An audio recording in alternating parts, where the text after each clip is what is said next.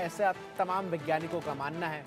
Apophis नाम के इस उल्का पिंड के धरती के टकराने से धरती पर विनाश को लेकर अलर्ट कई स्पेस एजेंसियों की तरफ से जारी किया गया है।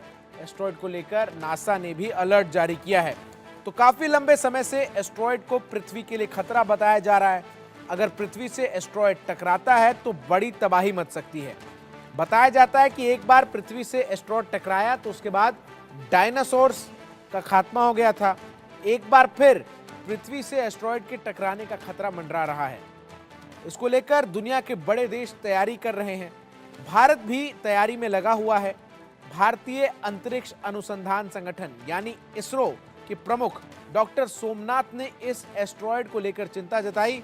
उन्होंने इसे खौफनाक बताया। डॉक्टर सोमनाथ ने कहा है कि अगर एक बड़ा एस्ट्रॉयड पृथ्वी से टकराता है तो इंसानियत भी खत्म हो जाएगी। उनका यह भी कहना है कि इस समय इसरो लगातार इस एस्ट्रॉयड पर नजर रख रहा है और उसे ट्रैक कर रहा है और इसकी ट्रैकिंग के लिए network for space objects tracking and analysis NETRA project चल रहा है। पृथ्वी के लिए खतरा बताए जा रहे एस्ट्रॉयड का नाम एपोफिस है। एक बार फिर से मैं आपको बता रहा हूं। तो क्या होते हैं एस्ट्रॉयड्स, ये भी आपको हम बताएंगे। दरअसल बिना वायुमंडल के धातु या चट्टानी पिंड लगभग 4.6 अरब साल पहले बना सौरमंडल के बनने के बाद बचे अवशेष हैं। इस वक्त 11,113 और इसके साथ ही साथ 527 एस्ट्रॉयड्स भी हैं। माफ कीजिएगा, इस वक्त आपको बताएं 11, 13 और 527 एस्ट्रॉयड्स हैं। 1000 किलोमीटर से बड़े ये एस्ट्रॉयड्स हैं और इनके सोर्सेस हैं। सोरस के बौने ग्रह के रूप में एस्ट्रॉयड्स को पहचाना जाता है।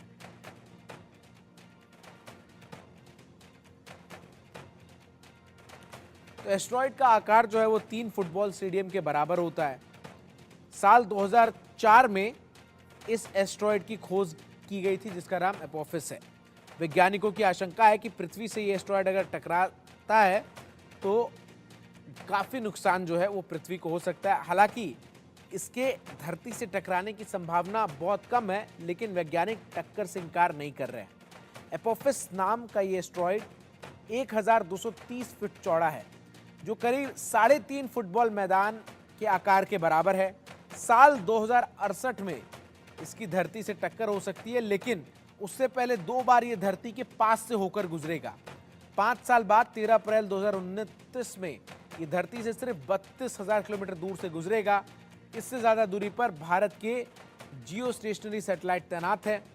दूसरी बार साल 2036 में ये भारत के पास से गुजरेगा। इसरो ने अंदाजा लगाया कि एस्ट्रॉयड अगर धरती से टकराता है तो पूरा एशिया खत्म हो सकता है। अब आप समझिए कि ये एपोफिस एस्ट्रॉयड जो है वो कितना खतरनाक है। एस्ट्रॉयड की टक्कर वाली जगह से चारों तरफ करीब 20 किलोमीटर के दायरे में सामूहिक संहार हो सकता है, यानी सब कुछ खत्म हो जाएगा। तो एपोफिस नाम के इस एस्ट्रॉयड से आपको बताऊं काफी खतरा है और इसी पर हम बातचीत करेंगे, समझने की कोशिश करेंगे कि एस्ट्रॉयड्स होते क्या हैं, कैसे एस्ट्रॉयड्स का सृजन हुआ है तारामंडल में और आखिर धरती को इनसे किस तरीके से खतरा है। मेरे साथ 2 खास मेहमान जुड़ रहे हैं। डॉक्टर राम श्रीवास्तव जो कि पूर्व इसरो वैज्ञानिक हैं और मेरे साथ group captain retired VN Jha भी जुड़ रहे हैं जो कि वरिष्ठ वैज्ञानिक हैं। बहुत बहुत स्वागत है आप दोनों का। सबसे पहले डॉक्टर राम आपसे शुरुआत करूंगा। आसान भाषा में वो तमाम दर्शक जो हमें देख रहे हैं, जिसमें बच्चे भी शामिल हैं, महिलाएं, बुजुर्ग भी हैं, उन सभी के लिए मैं आपसे एक बार रिक्वेस्ट करूंगा कि आप थोड़ा एक्सप्लेन करें कि आखिर ये एस्ट्रॉयड्स होते क्या हैं। उल्का पिंड जिसे हम कहते हैं, आखिर इसको अगर हम बहुत आसान शब्दों में किसी को समझाने की कोशिश करें तो बतौर वैज्ञानिक कैसे आप इसे समझाएंगे? देखिए 4.5 अरब साल पहले जब हमारे सौरमंडल का निर्माण हुआ था, हम्म। तो जो मटेरियल था वो सब सूर्य की डिस्क के ऊपर जो जमा हो गया था और उसके घूर्णन के कारण और उसके अधिक तापमान के कारण फ्यूजन रिएक्शन चालू होने के कारण जो ग्रहों का निर्माण हुआ वो ग्रह जो है अब धीरे धीरे जो है अपने अपने स्थान पर आ गए। उन ग्रहों में से जो मलबा बचा हुआ था, वो मंगल और बृहस्पति के बीच में बिखर गया, ऐसा वैज्ञानिक मानते हैं। यद्यपि इन क्षुद्र ग्रहों की एस्टेरॉयड की जो खोज जो थी 205 साल पहले हुँ, की गई थी, जिसमें सेरेस नाम का एक बड़ा 1000 किलोमीटर के आकार का, उसको तो बोना ग्रह बोलते थे।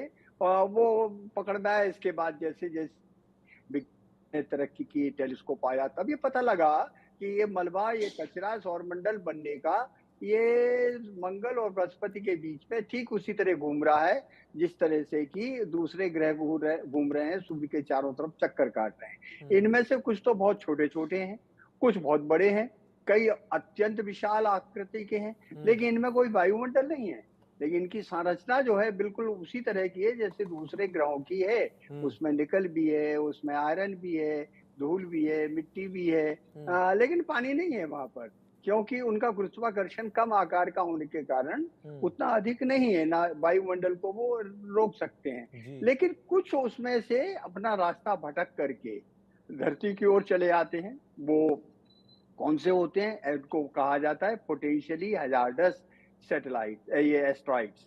तो पोटेंशियली हज़ार्डस जो होते हैं, माने जिनसे कि पृथ्वी के जीवन को खतरा हो सकता है, टकराने का खतरा हो सकता है, जिस स्थान पर ये टकराएँगे, जैसे डायनासोर की जब सर्वविनाश हुआ था, उस समय ऐसा ही एक एस्टेरॉइड आया था, उसके अवशेष अभी भी मौजूद हैं।